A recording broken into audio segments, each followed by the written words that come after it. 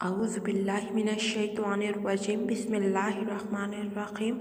Assalamu alaikum 8th class. How are you? I hope you are fine and safe. Today we are going to start the second lecture of chemistry. So please open the books. Please open the page 12. बेटा हम लोग first chapter fundamental of chemistry को study कर रहे हैं। तो उसमें आज का जो हमारा लेक्चर है वो हमारे पास है relative atomic mass and atomic mass unit. तो बेटा आप लोगों को ये मैं बताती हूँ कि हमारे पास क्या था, कुछ साइंटिस्ट ने काम किया था एटॉमिक मैसेज पर। उनमें हमारे पास साइंटिस्ट कौन कौन से थे? हमारे पास डाल्टन था, अवागाड्रोस था एंड बेज़ेलियस था। ये 3-4 साइंटिस्ट थे। उन्होंने मिलकर एटॉमिक मैसेज पर काम करना स्टार्ट किया था। स्टार्ट में उन्होंने कहा था कि एटम्स हमारे पास क्या हैं, बहुत स्मॉल पार्टिकल्स हैं, ये इनका मैस हमारे पास जो है डिटरमाइन नहीं हो सकता। देखें यहाँ पर, an atom is extremely small particles therefore we can not determine the mass of the atoms. So तब इन्होंने क्या किया था, इन्होंने कार्बन का एटम लिया था, उस पर स्टडी किया था उन्होंने। By the international agreements in 1961 the carbon 12 has been considered as a standard. उन्होंने जो कार्बन का एटम लिया था उस पर काम किया था। उन्होंने कार्बन 12 का एटम लिया था, ठीक है, तो उस पर काम किया था। तो उन्होंने उसे एज ए इंटरनेशनल कंसिडर कर लिया था। आगे आप अगर डेफिनेशन देखें तो वो कहते हैं the mass of an atom of an element relative to the mass of an atom of carbon 12 is called relative atomic mass. बेटा इसमें वो क्या कह रहे हैं कि हम किसी भी एलिमेंट का मैस लेते हैं तो उसे हम रिलेट किसके साथ कर रहे हैं, कार्बन 12 एटम के साथ रिलेट कर रहे हैं। तो उसे हम क्या कहेंगे, उस डेफिनेशन को हम कहेंगे कि ये हमारे पास रिलेटिव एटॉमिक मैस की डेफिनेशन है। बेटा मैंने आपसे क्या कहा है, मैंने कहा है कि हम लोग कार्बन 12 जो है साइंटिस्ट ने उस पर स्टडी किया था और उसे एज ए इंटरनेशनल कंसिडर कर लिया था। नेक्स्ट आगे उन्होंने जितने भी एटम्स एलिमेंट्स के एटॉमिक मैसेज को फाइंड किया था तो उस पर उन्होंने कहा था कि ये रिलेट होंगे कार्बन 12 एटम के साथ होंगे। नेक्स्ट हमारे पास है one atomic mass unit. One atomic mass, बेटा एटॉमिक मैस यूनिट को हम हमेशा डिनोट किससे करते हैं, स्मॉल AMU से डिनोट करेंगे। इसकी डेफिनेशन क्या है, one atomic mass unit is defined as a mass exactly equal to 1/12 of the carbon 12। वो कहता है कि हमारे पास एटॉमिक मैस यूनिट क्या है, हमारे पास 1/12 ऑफ द कार्बन 12 एटम्स के इक्वल होगा हमारे पास। देखिए इसका 1 AMU equal to mass of 1 carbon atom divided by 12। Next अगर आप लोग यहाँ पर देखें तो आप लोगों को कुछ एटॉमिक मैसेज के यूनिट्स दिए गए हैं, कुछ एटॉमिक मैसेज बताया गया। जैसा कि हाइड्रोजन एलिमेंट है तो इसका रिलेटिव एटॉमिक मैस हमारे पास क्या है, 1.008 AMU है। जैसा कि आगे आप देखें तो एल्यूमिनियम है हमारे पास Al, इसका रिलेटिव एटॉमिक मैस यूनिट हमारे पास को है 26.9815 AMU है। ये तमाम आपको कुछ एटॉमिक मैसेज दिए गए हैं, आप लोग देख लें। नेक्स्ट अगर आप लोग अपने पेज नंबर 13 पर आएँ तो 13 पर हमारे पास है एम्पिरिकल फार्मूला, मॉलिक्यूलर फार्मूला। तो बेटा स्टार्ट करते हैं एम्पिरिकल फार्मूला से। एम्पिरिकल फार्मूला हमारे पास क्या है, the empirical formula of a compound is the chemical formula that gives the simplest whole number ratio of the atoms of the each element. For example, in a compound hydrogen peroxide there is one hydrogen atom for every oxygen atom. Therefore the simplest ratio of the hydrogen to oxygen atom is 1:1. So the empirical formula of the hydrogen peroxide is written as HO. बेटा आप लोग देखें वो कहता है कि हमारे पास hydrogen peroxide है। हाइड्रोजन पेरोक्साइड का फार्मूला होता है H2O2 होता है हमारे पास।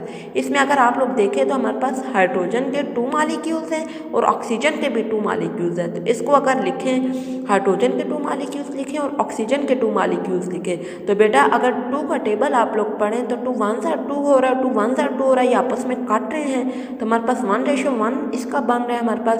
तो इट मीन्स अब जब हमने इसकी कटिंग की है 2:2 की कटिंग हुई है तो हमारे पास क्या है, 1:1 आया है। तो इट मीन्स अब हमारे पास ये जो हाइड्रोजन है एक हाइड्रोजन रह गया और एक ही ऑक्सीजन रह गया। इसका एम्पिरिकल फार्मूला अगर आप लोग यहाँ पर देखें तो आप लोगों को दिया गया है HO दिया गया है। इट मीन्स अब हमारे पास हाइड्रोजन भी 1 है और ऑक्सीजन भी 1 है। हमने इस हाइड्रोजन पर ऑक्साइड को सिंपलेस्ट फॉर्म में कन्वर्ट कर दिया है, ठीक है। इसकी कटिंग की है हमने और इसे हमने सिंपलेस्ट फॉर्म में कन्वर्ट कर दिया है।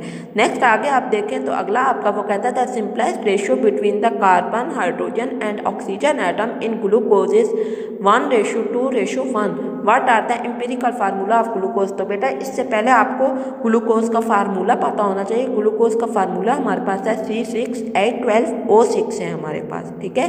तो अगर हम इसकी रेशियो लिखें तो हमारे पास 6 कार्बन के एटम्स हैं, 12 हाइड्रोजन के एटम्स हैं और 6 ऑक्सीजन के एटम्स हैं। जब इनको हम सिंपलेस्ट फॉर्म में करेंगे इट मीन्स इनकी कटिंग होगी। तो बेटा आप लोग देखें ये 6 के टेबल पर जा रहे हैं, 6 1s are 6, 6 2s are 12 और 6 1s are 6।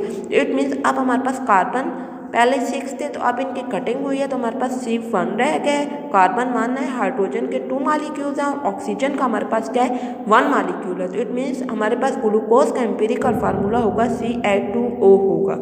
नेक्स्ट आगे आप लोग देखें मॉलिक्यूलर फार्मूला। मॉलिक्यूलर फार्मूला क्या है? A formula gives us the actual whole number ratio of the atoms of each element present in a compound. वो कहता है कि जो इसका एक्चुअल नंबर होगा उसे ही हम कहेंगे कि इसका मॉलिक्यूलर फार्मूला है। For example there are actually 2 hydrogen atoms and 2 oxygen atoms in the each molecule of hydrogen पर ऑक्साइड।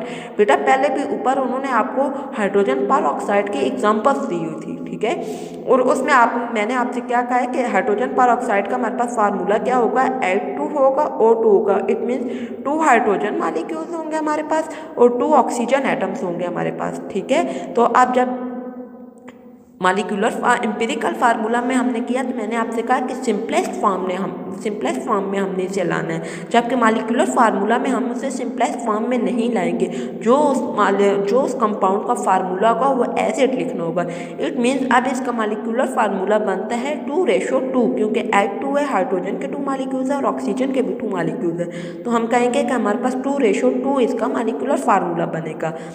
यहाँ पर आप लोग देख भी सकते हैं 2:2 होगा हमारे पास, सही है। अब वो कहता है कि the actual ratio between the carbon hydrogen and oxygen atom in a glucose molecule. बेटा मैं आप लोगों को पहले ग्लूकोज का भी बता चुकी हूँ कि C6 होगा, इट मीन्स कार्बन 6 H12O6। तो यहाँ पर देखें अब मॉलिक्यूलर फार्मूला में हमने उसे सिंपलेस्ट फॉर्म में नहीं करना है। जब आप उसे सिंपलेस्ट फॉर्म में नहीं करेंगे तो वो हमारे पास होगा C6 H12O6 हमारे पास होगा, ठीक है। अब हमारे पास वो कहता है the empirical formula shows the simplest number. यहाँ पर एम्पिरिकल और मॉलिक्यूलर फार्मूला का आपको उन्होंने थोड़ा सा डिफरेंस दिया है, वो बताया है। वो कहता है कि the empirical formula is the simplest number of the atoms of each element in a compound. Simplest form number में उसे कन्वर्ट करना है, जबकि मॉलिक्यूलर फार्मूला क्या है?